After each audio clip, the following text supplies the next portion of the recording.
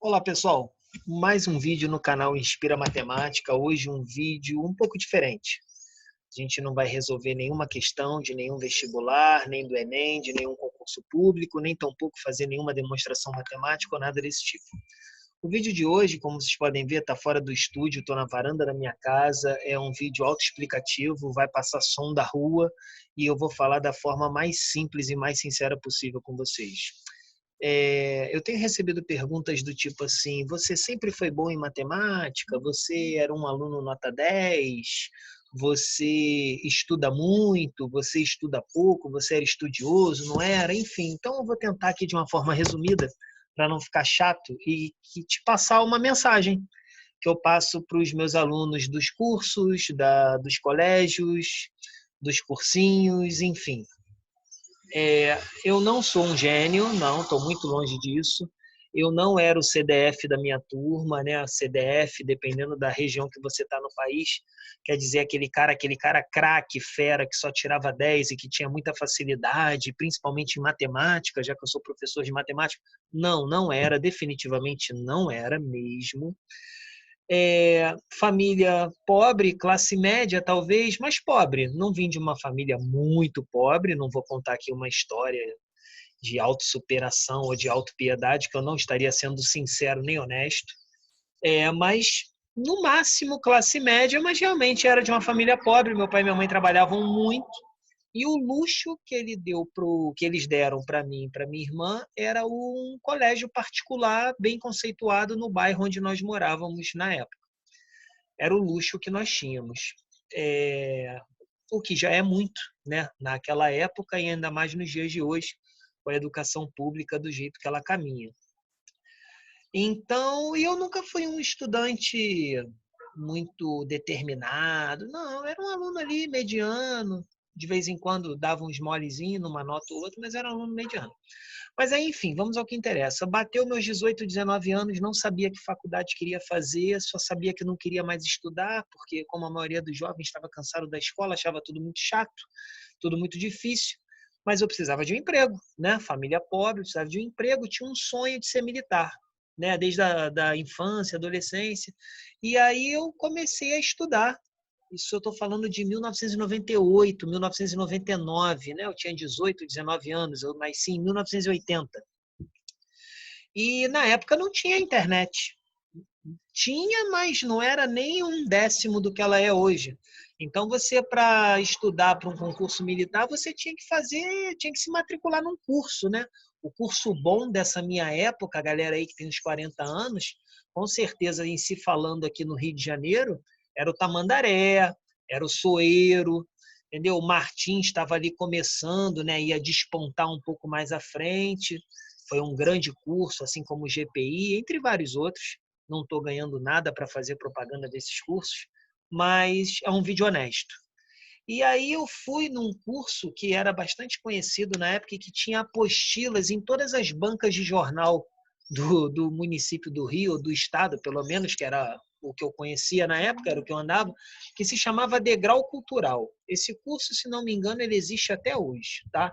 Era um curso muito difundido para vários concursos militares, civis, e como eu disse a vocês, tinha apostilas desses cursos espalhados nas bancas de jornal do Rio. Eu comprei uma apostila dessa porque eu queria entrar no Corpo de Bombeiros Militar do Estado do Rio de Janeiro. Eu queria definir minha vida, queria fazer um concurso. A prova era basicamente português e matemática e eu comi aquela apostila. Comi aquela apostila, tive uma certa ajuda de alguns professores muito especiais na minha vida, que me deram bolsas, deixavam estudar de graça, porque, diferentemente da minha época, que eu era estudante ali da escola, eu deixei de ser medíocre, né? Eu não queria mais a média, eu queria uma vaga num concurso público. Então, eu estudei feito um louco. Eu queria saber cada vez mais. E aí os professores viam isso e me ofereciam bolsas, deixavam assistir aula de graça, deixavam eu chegar lá antes ou depois da hora e pedir uma dúvida num papelzinho, porque não tinha o WhatsApp na época, não tinha e-mail. O e-mail estava começando, talvez. Então, enfim, o que eu quero dizer para vocês é que quando eu resolvi estudar de verdade, eu consegui. E se eu conseguir, todos vocês conseguem. Que fique claro isso na cabeça de vocês. O cérebro é como um músculo, é como o nosso bíceps, é como a nossa perna. Quanto mais a gente exercita, melhor ele fica, mais forte ele fica. Esse exercício, no início, ele pode parecer muito penoso, tá? Muito desgastante, mas depois esse desgaste, essa fadiga, ela vai diminuindo e vai se tornando prazeroso. Assim como malhar horas numa academia.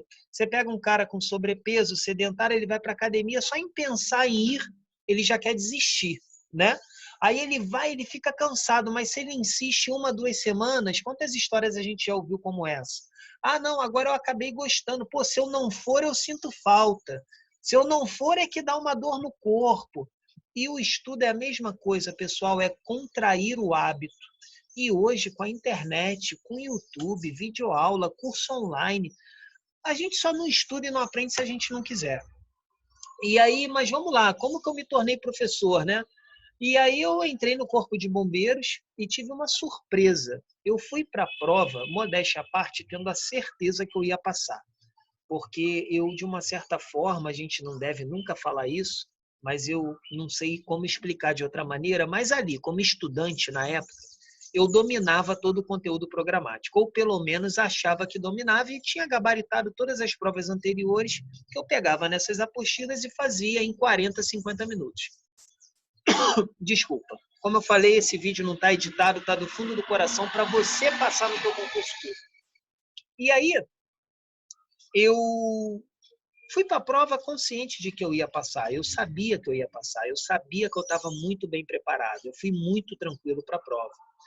E eu tive uma surpresa. Eu gabaritei a prova. Se vocês digitarem meu nome no Google, vai aparecer na primeira página ou nos primeiros sites várias publicações da minha trajetória acadêmica, mas vai aparecer lá Corpo de Bombeiros Militar do Estado do Rio de Janeiro, primeiro colocado. Concurso foi final de 2001, aí janeiro de 2002 saiu a nomeação, saiu o resultado, 5 de janeiro, se não me engano. Vai estar lá no Google e meu nome veio como primeiro colocado. Aquilo ali mudou minha vida, porque eu não só consegui a vaga no concurso público que eu tanto queria, aos meus 20 anos, como eu vi ali que eu era capaz, né? Poxa, eu sou inteligente. Caramba, eu não sou aquele aluno burro que me pintavam como burro ou que me pintaram que eu era incapaz ou que eu mesmo também vesti a carapuça devido a alguns fracassos ali na trajetória escolar, né, nos primeiros passos ali, ensino fundamental 2, ensino médio. E aí eu fiquei com aquilo na cabeça e eu falei, pô, eu quero mais, eu quero outros concursos. E aí logo depois vieram as provas para promoção na carreira militar. Não fui o primeiro colocado em todas elas, não fui. Mas passei em todas as primeiras turmas. Por quê? Me tornei um gênio? Não. Contraí o hábito de estudar. Estudar, para mim, era algo muito prazeroso. Um prazer que eu nunca tive na escola. Eu passei a ter depois dos meus 19, 20 anos.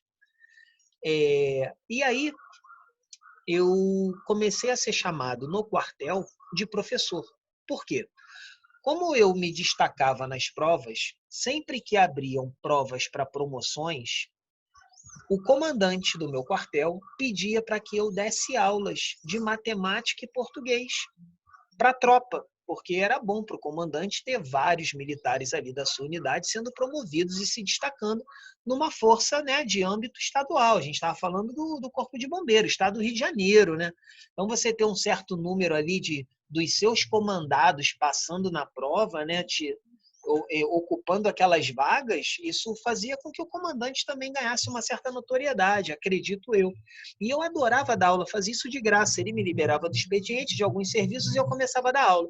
E aí no quartel o pessoal começou, em vez de me chamar de Fonseca, que era meu nome de guerra lá, não era Pablo, o pessoal falava, pergunta para o professor Fonseca, teacher, professor...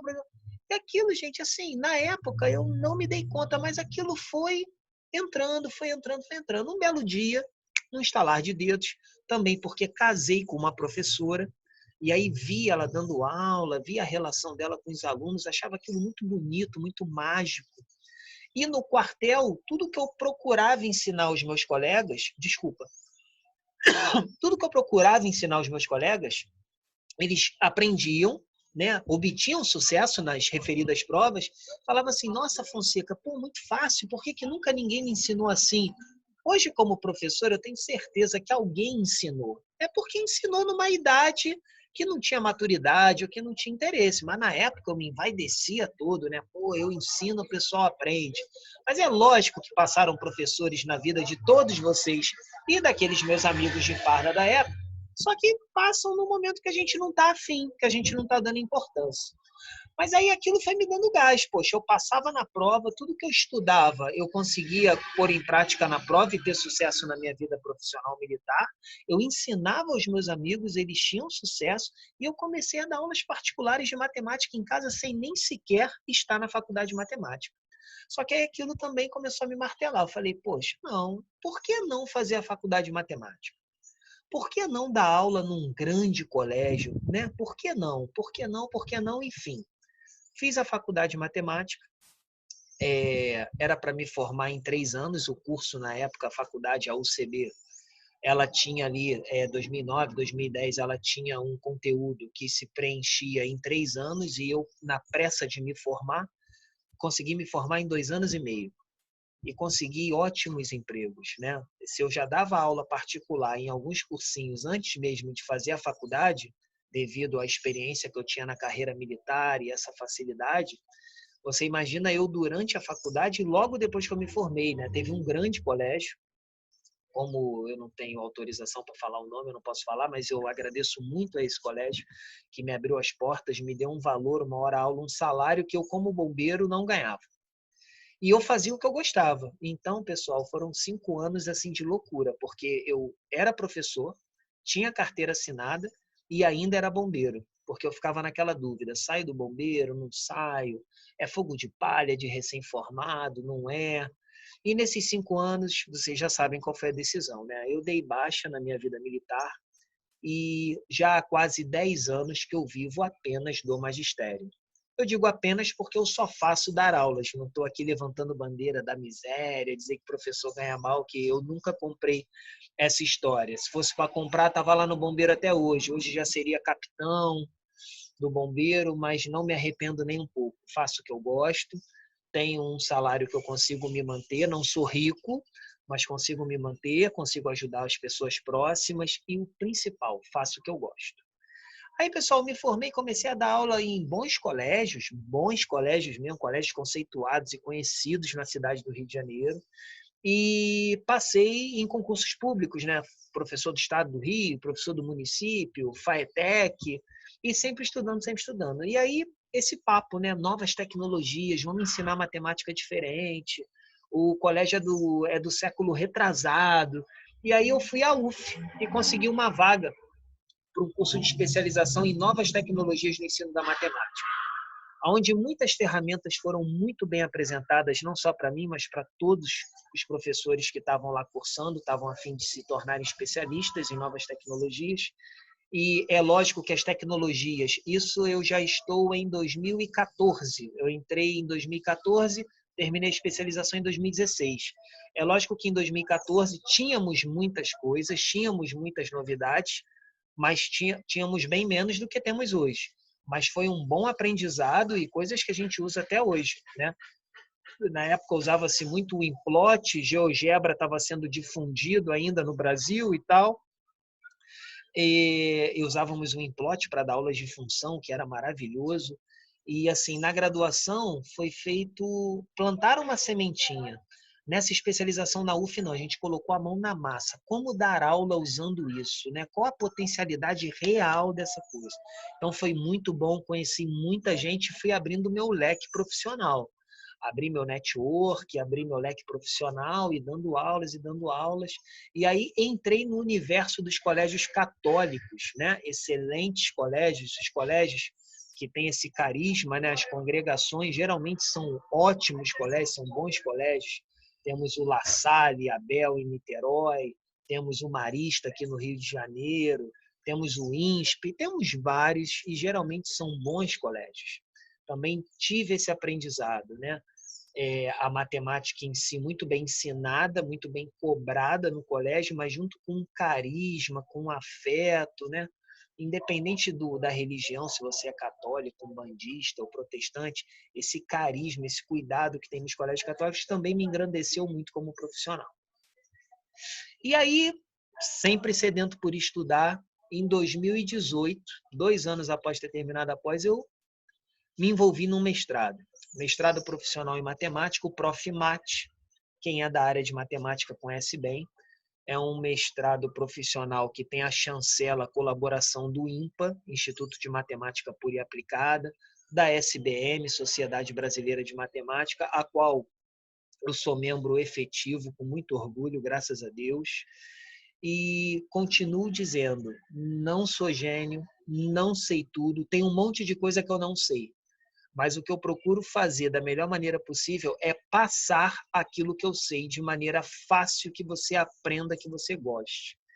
Então, pessoal, hoje trabalho apenas com o ensino público, tenho aí aspirações para o nível superior e nos tempos vagos estou aqui com esse canal no YouTube para ajudar o jovem a passar no Enem, o jovem ou o adulto a passar no concurso público, o, o futuro professor de matemática que está na graduação, que tem alguma dúvida, alguma coisa e acha que no nosso canal é super bem-vindo. Então, assim, o que esse vídeo diz? A trajetória, de maneira resumida, do professor Pablo Fonseca, quem é Pablo Fonseca, né? Quem é o responsável pelo canal Inspira Matemática? Sou eu, essa é minha história, essa é minha trajetória, e eu digo para você, como eu, ser humano normal, nós não somos gênios, nós não somos superdotados, né? Infelizmente ou felizmente, não sei. Mas isso aqui que está aqui dentro, pessoal, é um músculo que tem que ser desenvolvido. Se estudar para você por 1 hora te dá dor de cabeça, comece com meia hora. Daqui a uma semana você estuda 1 hora, daqui a um mês você está estudando 3, 4 horas. E acreditem, vai ter prazer em fazer isso.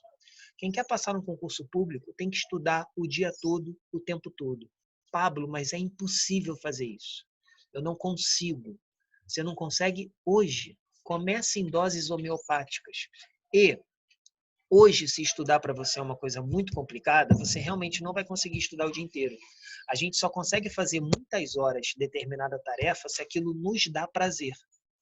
E acreditem, comecem devagar. Ninguém começa correndo uma maratona de 42 quilômetros. A pessoa começa caminhando, a pessoa começa com um trotezinho de 500 metros, até que ela corre 1 quilômetro, até que ela aumenta a velocidade, até que ela vai correndo seus 5 quilômetros. 1 ano depois ela passa a correr 10 quilômetros. Aí antes de aumentar para 15, o que ela faz? Melhora a velocidade. Nada é da noite para o dia, o estudo também não. E aí, ninguém melhor do que você mesmo para se conhecer, né, e ir se testando diariamente. Olha, eu funciono melhor estudando 2 horas de manhã, 2 horas à tarde, 2 horas à noite. Eu estudo melhor pegando logo um pancadão de 4, 5 horas, 4, 6 horas de manhã e depois eu fico livre. Agora, isso também tem que ser associado à nossa rotina, né? Seja você jovem, seja você chefe de família, se você trabalha fora. E aí você também tem que encaixar com essas coisas. E aí você chega do trabalho cansado, ainda vai ter que estudar. Você só vai estudar se aquilo te der prazer. E aquilo vai te dar prazer desde o momento que você realmente queira. Querer um cargo público, quase todo mundo quer. Pagar o preço, investir seu tempo, alguns anos da sua vida, nem todos. E essa é a diferença entre você que está me assistindo e a maioria das pessoas que vão pagar a inscrição do mesmo concurso que você vai passar e depois vai colocar aqui nos comentários para mim que o melhor pagamento que eu posso ter desse trabalho que eu estou fazendo totalmente free é o sucesso de quem está do outro lado da tela. É eu tentar o que Deus fez na minha vida, eu tentar retribuir indiscriminadamente. Eu não sei quem é você que está aí do outro lado, mas eu espero te ajudar, te motivar com matemática, né? Mais evidentemente. Enfim, até a próxima videoaula. Curtam os vídeos de matemática e façam pedidos, tá? Quero ITA, quero IME. A gente vai colocando, tá bom? Um abraço, boa sorte, fiquem com Deus. Eu sou o professor Pablo Fonseca, do canal Inspira Matemática.